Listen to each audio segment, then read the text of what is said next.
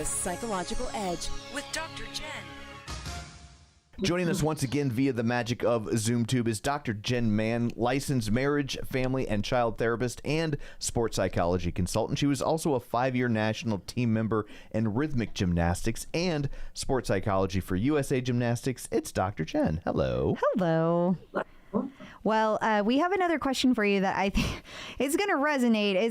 It makes me tear up just thinking about it. This is from Jenny Davis. She lost her mother in September after nearly 2 years of being her primary caretaker. She is exhausted and, of course, grieving. She knows what she needs to do to be and feel healthy, but she's struggling with finding the motivation. Makes sense. Yeah. Oh, Jenny, I feel you, girl. I know. I was like, are you submitting questions to Dr. yourself under a pseudonym? To myself. Yeah. So Jenny also lost her mom. I lost my mom in June, as many of you know. And I get this. And, every time I've gotten on the tread or the cycle or the rower or even just like on the mat, I consider it to be an accomplishment.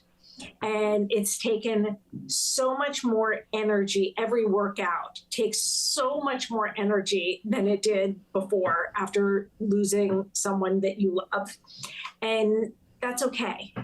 And I think that, first of all, one of the things that I do is I think about how do I want to feel at the end of this instead of how does it feel to start this? Because my assumption since my mother passed away is that starting is going to feel shitty, but at the end, I'm going to feel glad that I did it. And I think I think that working out is really important for your mood, getting some serotonin, getting a sense of accomplishment. I think that those things are really important right now.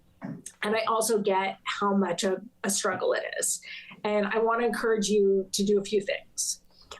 One is if you're not already in therapy or involved in a grief and loss support group, I want to encourage you to do that because having someone to talk to and a place to bring this to and someone to help you go like, oh yeah, that's normal, that's understandable, is really important.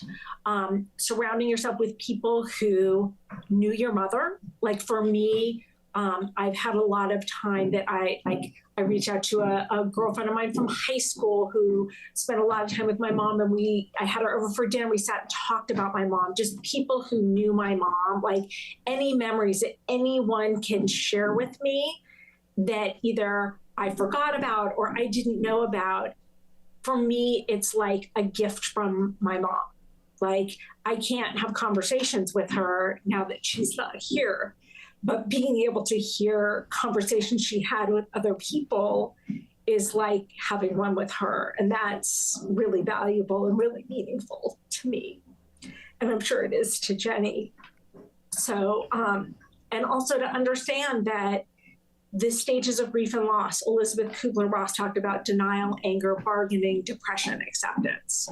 And you don't get to graduate from one and check it off. And I was about to say the same thing. Like just because they list them in order doesn't mean they take place in order. Mm-hmm. Yeah. Exactly. It can go in any order and you can vacillate between anger and sadness in a minute or two or a day or a week. And so to understand what these stages are is really important.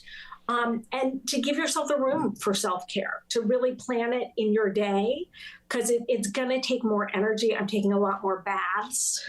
I got a candle that has my mom's name on it and some stuff about her, and I burn it when I take my bath, and my mom loved baths also, and I light more incense than I did before, and I really just try to do things that help me be calm and help me kind of center myself and be in touch with my grief.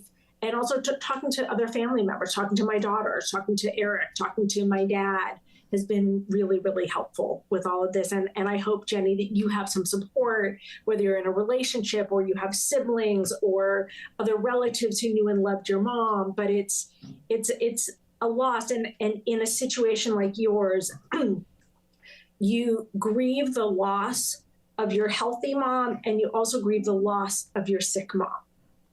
Because you had this time period for 2 years where you were taking care of her and you were her caregiver, And that was a different dynamic. We grew up with a parent taking care of us.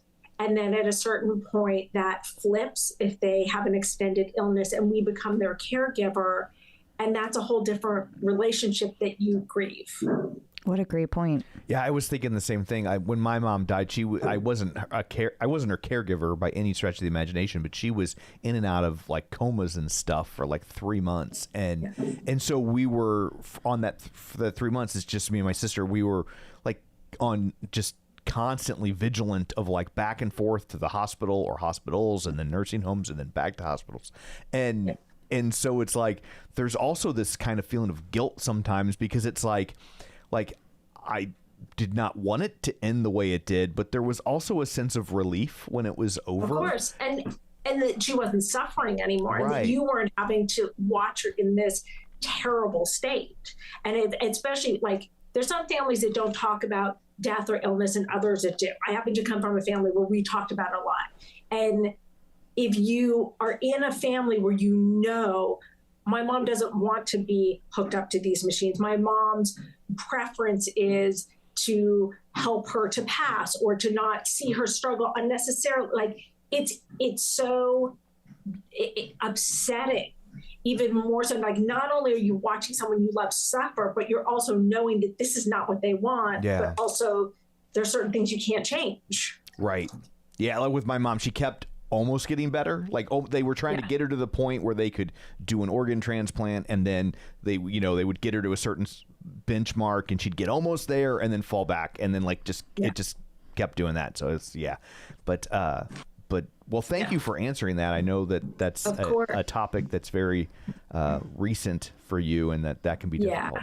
Yeah. And I've only done one post since my mom passed away in June, and it was about grief and loss. Yeah. And Jenny, I check out my Instagram at Dr. Jenn Man, 2 N's on Jen, 2 N's on Man, and hopefully that will help you a little bit.